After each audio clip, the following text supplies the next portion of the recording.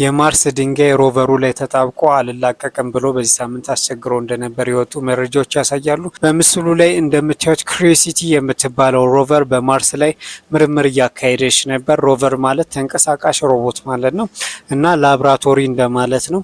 እያንዳንዱን የምታገኛቸውን ድንጋዮችና ቦታዎች መመርመሪያ አላት። ስለዚህ በዛ መመርመሪያዋ ትመረምራለች፣ ናሙናዎችን ትሰበስባለች፣ ቴስት ታረጋለች ማለት ነው።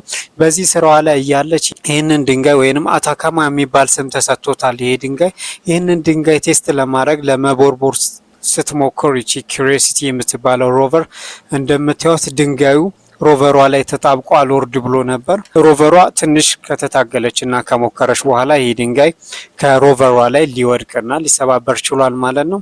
ይቺ ሮቨር በማርስ ላይ ከዚህ በፊት ውሃ ወደ ነበረባቸው ቦታዎች እየሄደች ድንጋዮችን ቴስት ታደርጋለች፣ ትመረምራለች። በዚህም ትላልቅ ግኝቶችን አግኝታለች ማለት ነው። ይህ ትንሽ የሚያዝናናና አስቂኝ አጋጣሚ ነበረ፣ ድንጋዩ ሮቨሯ ላይ መጣበቁ ማለት ነው። እስቲ እናንተ ኮመንት ላይ የተሰማችሁን አሳውቁ። ሳይንሳዊ መረጃ የሚመቻችሁ ከሆነ ላይክ፣ ፎሎ፣ ሼር ማድረግ እንዳይረሳ። አመሰግናለሁ።